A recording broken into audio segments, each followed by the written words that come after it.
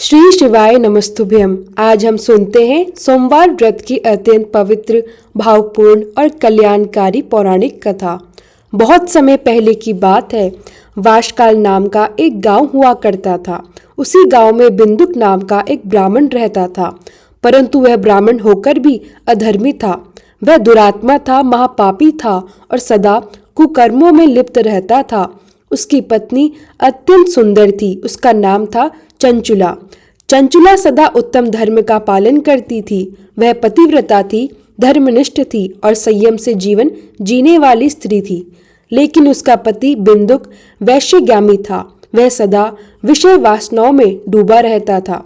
इस प्रकार कुकर्म करते करते उसका बहुत सा जीवन व्यर्थ बीत गया। चंचुला पति के दुराचार से पीड़ित होकर भी धर्मनाश के भय से सभी कष्ट सहती रही, लेकिन लंबे समय तक धर्म से विचलित नहीं हुई। परंतु आगे चलकर पति के कुकर्मों का प्रभाव उस पर भी पड़ने लगा। धीरे धीरे वह भी अपने धर्म से विमुख हो गई और दुराचार के मार्ग पर चल पड़ी।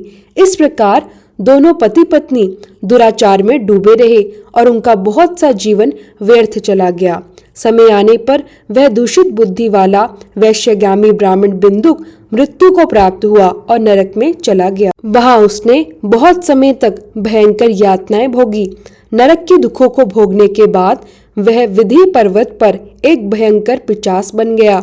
इधर पति की मृत्यु के बाद चंचुला अपने पुत्रों के साथ लंबे समय तक अपने घर में ही रहती रही, परंतु पति के मरने के बाद भी वह अपने धर्म पर स्थिर न रह सकी। वह पर पुरुषों के संग में लिप्त हो गई। सती वही कहलाती है जो विपत्ति में भी अपने धर्म का त्याग न करे। यही तप है।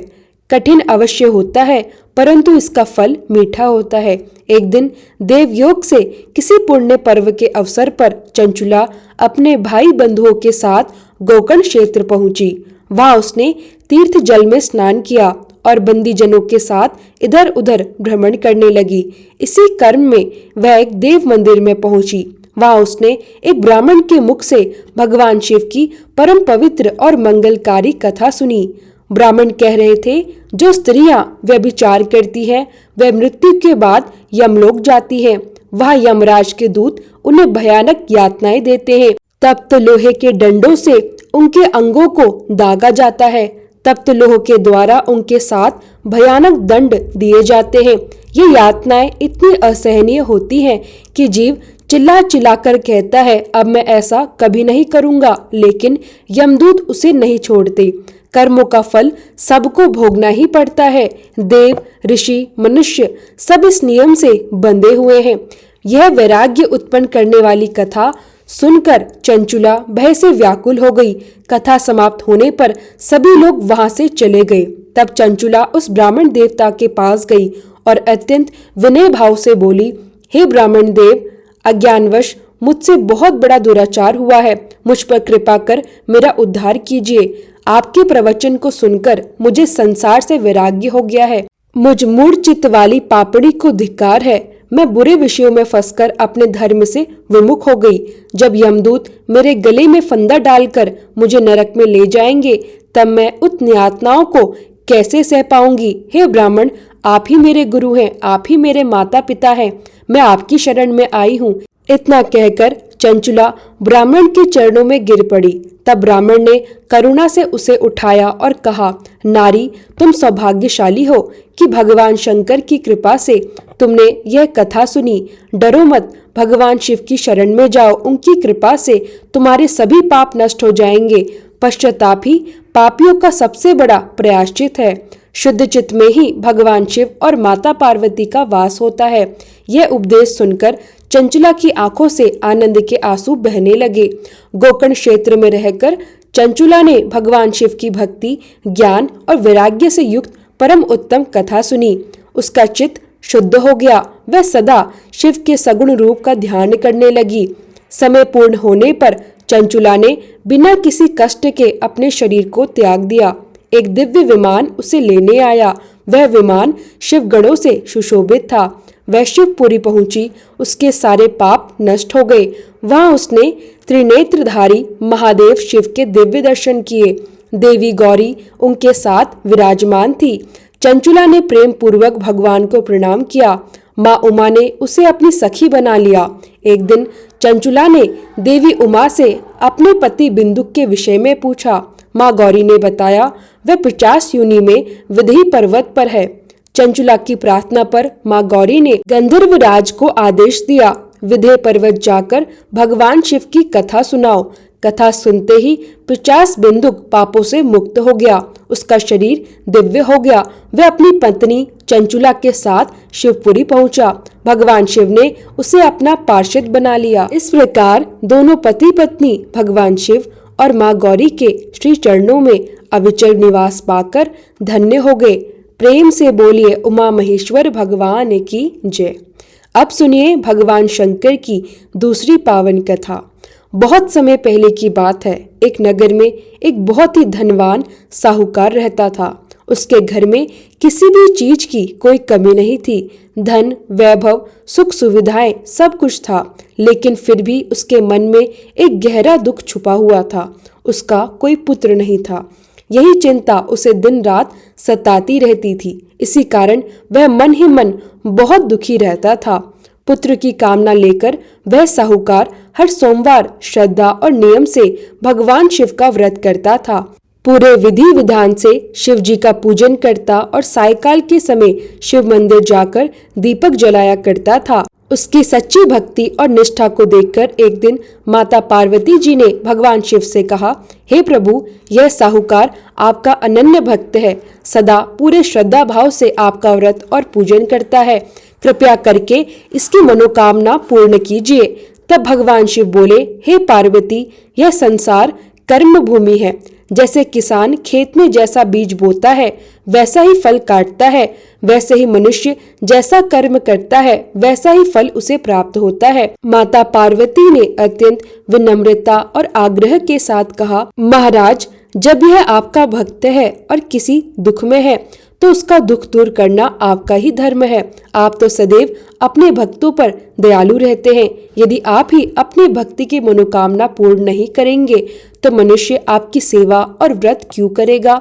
माता पार्वती के इस तरह बार बार आग्रह को देखकर भगवान भोलेनाथ बोले, हे पार्वती, इसके भाग्य में पुत्र नहीं है, फिर भी मैं इसे पुत्र प्राप्ति का वर देता हूँ, लेकिन वह पुत्र केवल 12 वर्ष की आयु तक ही जीवित रहेगा। इसके बाद उसकी मृत्यु हो जाएगी। इससे अधिक मैं कुछ नहीं कर सकता। ये सारी बातें साहूकार सुन रहा था। उसे ना तो अधिक प्रसन्नता हुई और ना ही कोई दुख। वह पहले की तरह ही पूरे मन से भगवान शिव का व्रत और पूजन करता रहा। कुछ समय बीत जाने पर साहूकार की पत्नी गर्भवती हुई। 10वें महीने में उसे एक अत्यंत सुंदर पुत्र की प्राप्ति हुई। साहूकार के घर में बहुत खुशियां मनाई गई, लेकिन साहूकार जानता था कि यह पुत्र केवल 12 वर्ष तक ही जीवित रहेगा। इस कारण उसने ना तो अधिक प्रसन्नता दिखाई और ना ही यह भेद किसी को बताया।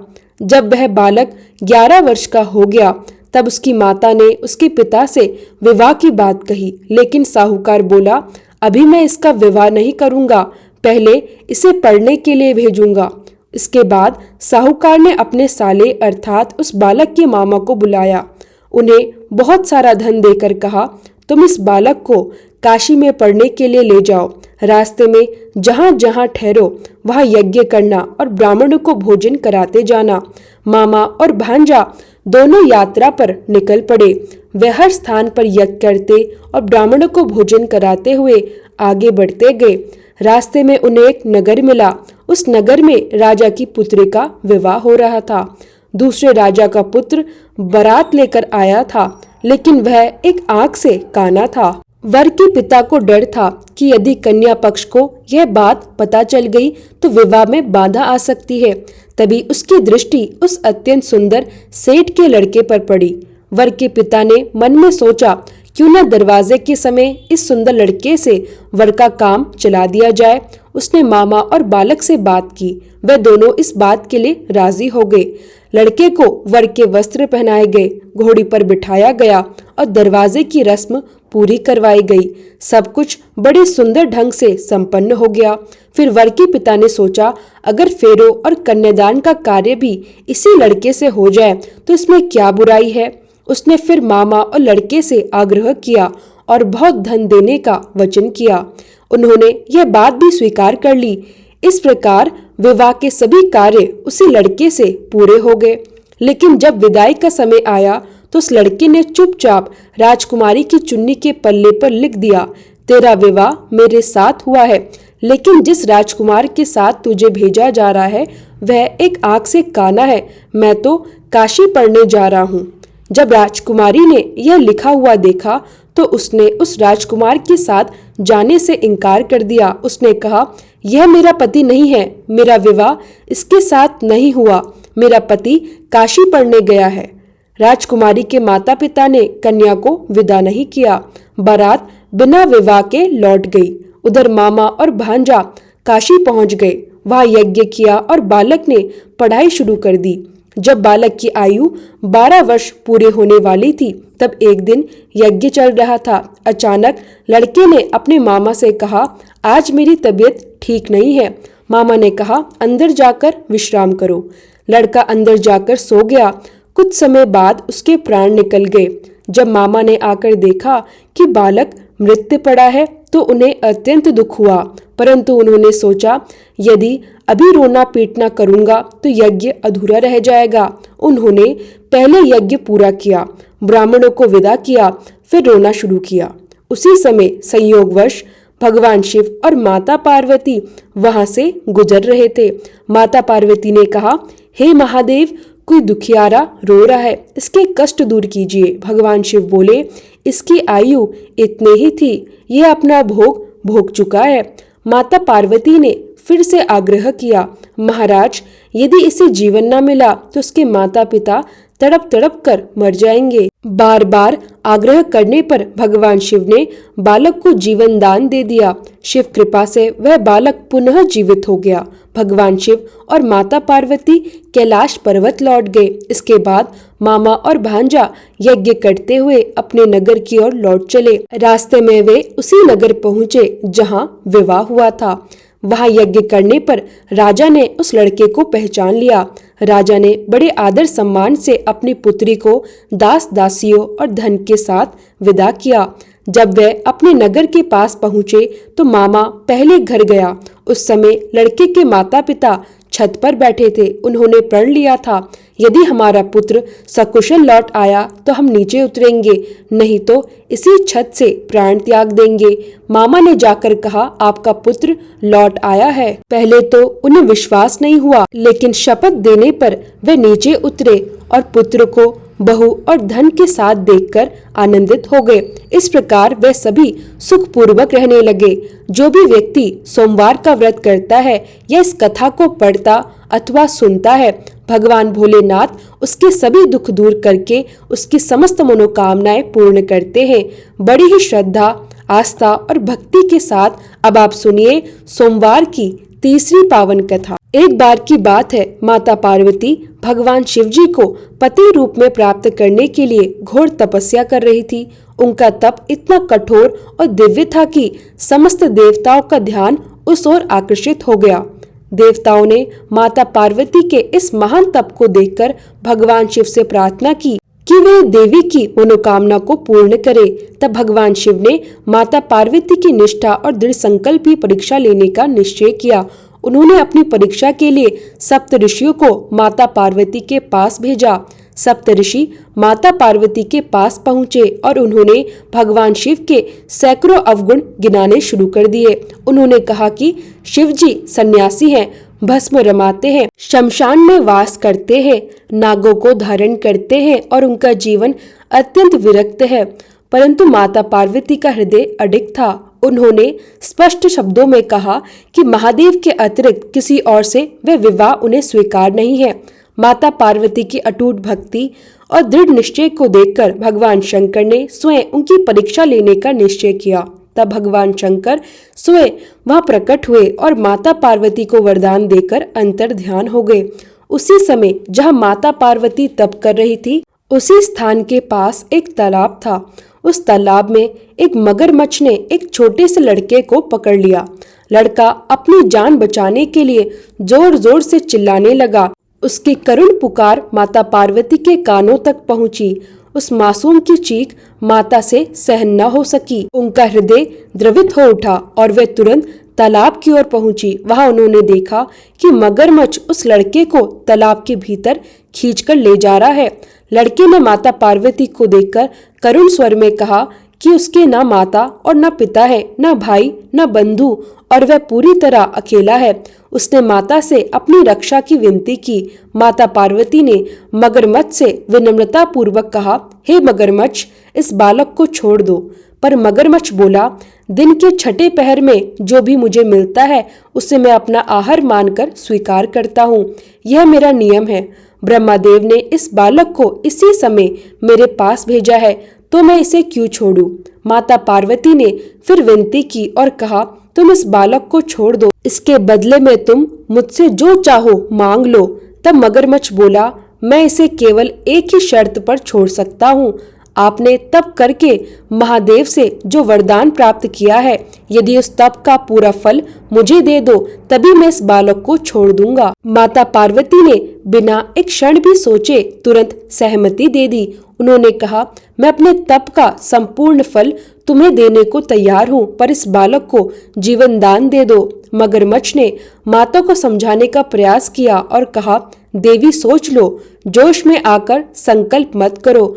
तुमने हजारों वर्षों तक जैसा घोर तप किया है, वैसा तप तो देवताओं के लिए भी संभव नहीं है। उस तप का सारा फल केवल एक बालक के प्राणों के बदले चला जाएगा। पर माता पार्वती का निश्चय अटल था। उन्होंने कहा, मेरा निर्णय अडिग है। मैं तुम्हें अपने तप का फल देती हूँ, तुम इस बालक को जीवन दान दे दो। तब मगरमच्छ ने माता पार्वती से तप दान का संकल्प करवाया। जैसे ही तप का दान हुआ, मगरमच्छ का शरीर तेजस्वी होकर चमकने लगा। वह बोला, हे पार्वती, देखो, तुम्हारे तप के प्रभाव से मैं तेजस्वी बन गया हूँ। तुमने जीवन भर की पूंजी एक बालक के लिए व्यर्थ कर दी। फिर मगरमच्छ बोला, यदि चाहो तो मैं तुम्हें अपनी भूल सुधारने का एक और अवसर दे सकता हूँ। तब माता पार्वती ने शांति से कहा, हे ग्रह, तब तो मैं पुनः कर सकती हूँ, किंतु यदि तुम इस बालक को निगल जाते तो उसका जीवन कभी वापस नहीं मिल सकता था। इतना कहते ही देखते देखते वह बालक अदृश्य हो गया और मगरमच्छ भी वहां से लुप्त हो गया। माता पार्वती ने मन में विचार किया कि उन्होंने अपने तप का फल दान कर दिया है, इसलिए अब वह पुनः तप आरंभ करेंगी। माता ने फिर से घोर तप करने का संकल्प लिया। तभी भगवान सदाशिव पुनः प्रकट हुए और बोले, हे पार्वती, अब तुम फिर से तप क्यों कर रही हो? माता पार्वती ने विनम्रता से उत्तर दिया, प्रभु, मैंने अपने तप का फल दान कर दिया है। आपको पति रूप में पाने के संकल्प के लिए मैं फिर से वैसा ही घोर तप करूंगी। तब महादेव मुस्कुराए और बोले, मगरमच्छ और बालक दोनों रूपों में मैं ही था।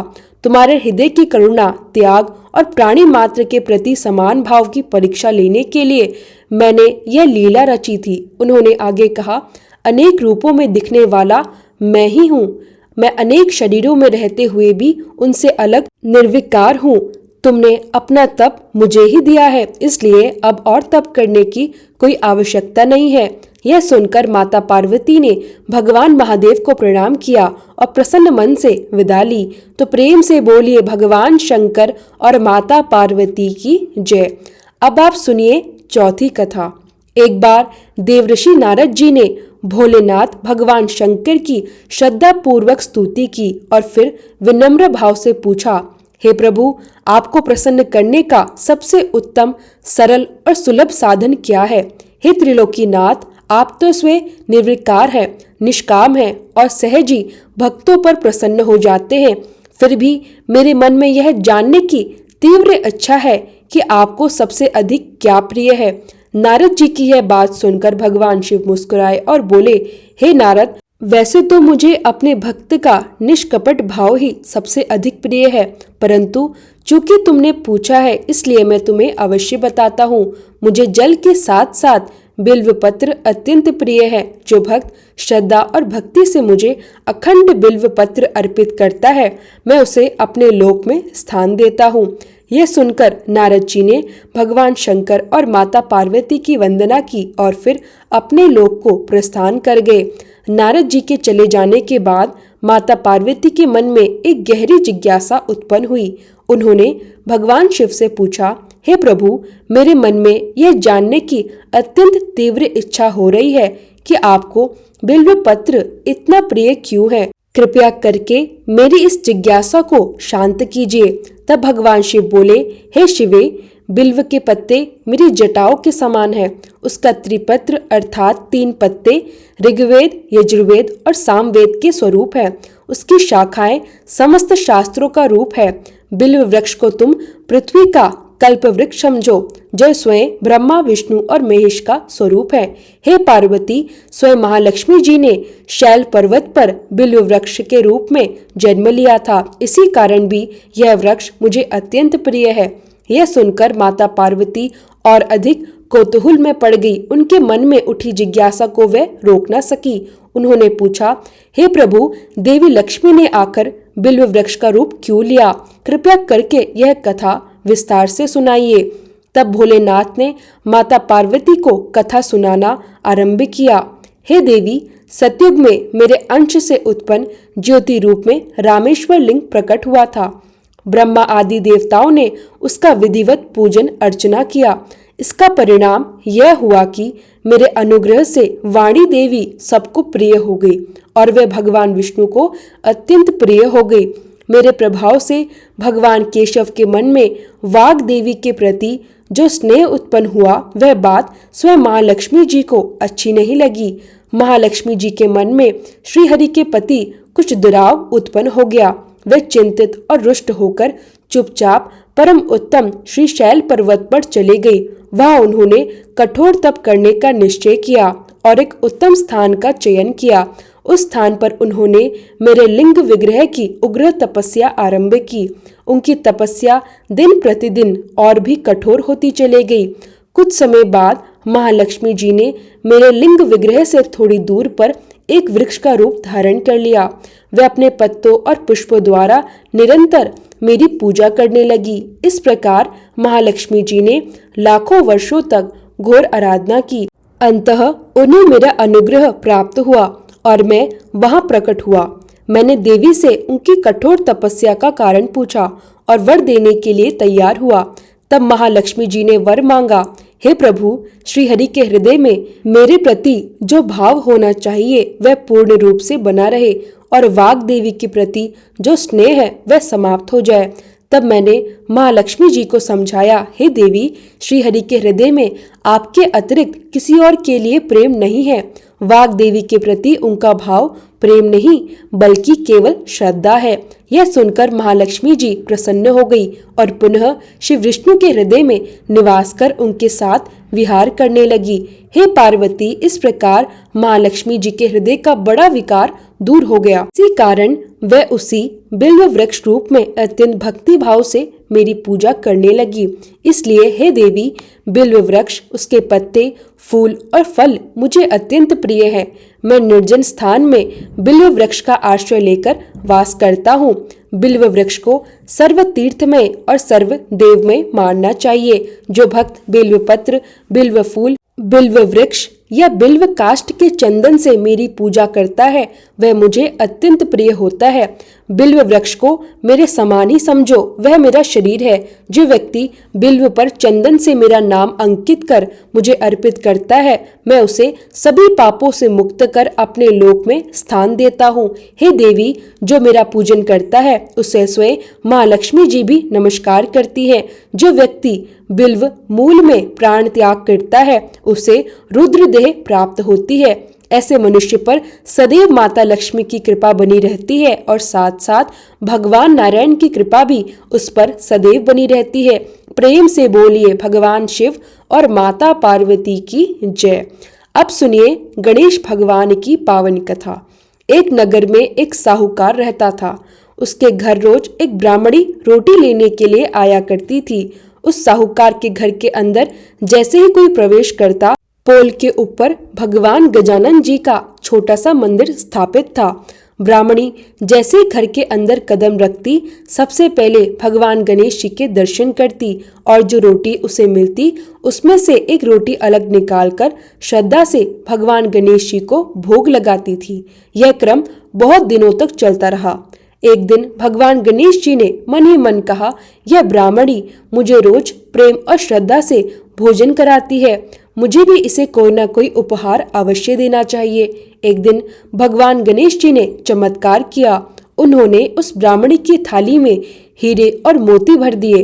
ब्राह्मणी थाली लेकर अपने घर चले गई और उस दिन के बाद साहूकार के घर रोटी लेने आना बंद कर दिया। कई दिन बीत गए, तब साहूकारनी ने उसे बुलावा भेजा और कहलवाया, बाई अब रोटी लेने क्यों नहीं आती हो?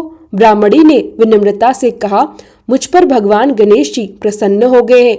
मैं बहुत वर्षों तक रोटी लेने आती रही, पर अब उनकी कृपा से मुझे सब कुछ मिल गया है, इसलिए मैं अब नहीं आऊंगी। यह सुनकर साहूकारनी के मन में बहुत नाराजगी भर गई। वह भगवान गणेश जी से बोली, आप ब्राह्मणी पर तो प्रसन्न हो गए, पर हम पर भी कभी प्रसन्न हो जाइए। क्रोध में आकर साहूकारनी ने गणेश जी की मूर्ति को पोल से हटाया और बाहर फेंक दिया। इधर सेठ जी की दुकान का धंधा पानी सब बंद हो गया, व्यापार ठप हो गया, घर में बरकत खत्म हो गई। एक दिन सेठ जी की नजर उस पोल के मंदिर पर पड़ी। उन्होंने साहूकारनी से पूछा, इसमें से गणेश जी की मूर्ति कहाँ गई? साहूकारनी ने कहा, ऐसे गणेश जी का क्या करे जो ब्राह्मणी पर तो प्रसन्न हो गए लेकिन हमारे ऊपर नहीं हुए, इसलिए मैंने तो इन्हें हटाकर फेंक दिया है। यह सुनते ही सेठ जी घबरा गए। उन्होंने कहा, तुमने यह क्या कर दिया? मेरा तो व्यापार और धंधा सब बंद हो गया, सब चौपट हो गया। बताओ गणेश जी कहाँ फेंके हैं? मैं उन्हें अभी वापस लेकर आता हूँ। साहूकार जी गणेश जी को लेने पहुँचे, लेकिन जैसे ही उन्होंने उन्हें उठाना चाहा, गणेश जी इतने भारी हो गए कि उठे ही नहीं। साहूकार जी हाथ जोड़कर बोले, मुझसे बहुत बड़ी गलती हो गई प्रभु। हे गणेश जी, आप कृपया करके मेरे घर पधारिए। पर गणेश जी और भी भारी होते चले गए और बोले, मैं अब नहीं चलूंगा। पहले साहूकारनी को यहाँ बुलाओ, वह मुझसे माफी मांगेगी, तब मैं चलूंगा। फिर गणेश जी ने कहा, और वचन दो कि मुझे हमेशा सवा सेर का चूरमा बनाकर भोजन कराओगे, तभी मैं वापस चलूंगा। साहूकार जी साहूकारनी को वहां लेकर आए। साहूकारनी ने हाथ जोड़कर गणेश जी से सच्चे मन से माफी मांगी, साथ ही सवा शेर का चूरमा चढ़ाने का वचन भी दिया। तब जाकर भगवान गणेश जी हल्के हुए। साहूकार और साहूकारनी गणेश जी को वापस घर लेकर आए और फिर से पोल में स्थापित कर दिया।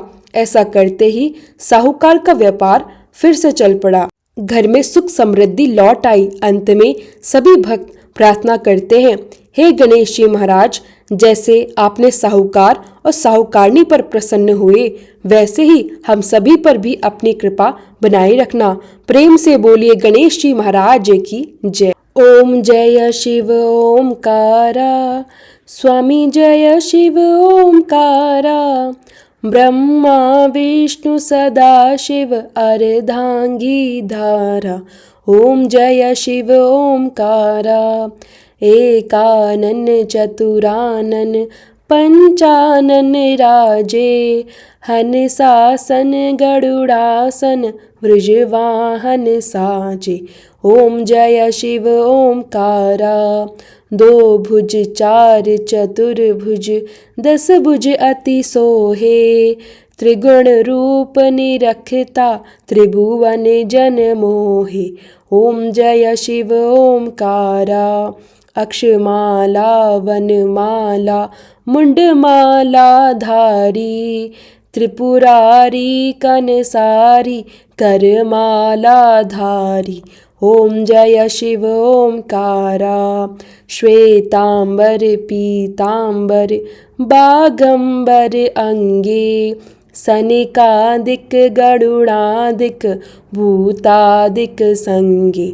ओम जय शिव ओमकारा, कर के मध्य कमंडल चक्र त्रिशूलधारी, जग करता जग भरता, जग संहार करता। ओम जय शिव ओमकारा, ब्रह्मा विष्णु सदाशिव, जानत अविवेका। प्रणवाक्षर के मध्य ये तीनों एका। ओम जय शिव ओमकारा, पर्वत सोहे पार्वती, शंकर कैलाशा। भांग धतूर का भोजन, भस्मी में वासा। ओम जय शिव ओमकारा, जटा में गंगा बहत है, गल मुंडल माला। शेष नाग लिपटावत, ओढ़त मृग छाला। ओम जय शिव ओमकारा, काशी में विराजे विश्वनाथ, नंदी ब्रह्मचारी। नित उठ दर्शन पावत, महिमा अति भारी। ओम जय शिव ओमकारा, त्रिगुण स्वामी जी की आरती, जो कोई नर गावे। कहत शिवानंद स्वामी, कहत हरि हर स्वामी, मनवांछित फल पावे। ओम जय शिव ओमकारा, स्वामी जय शिव ओमकारा। हर हर महादेव, जय शिव शंभू।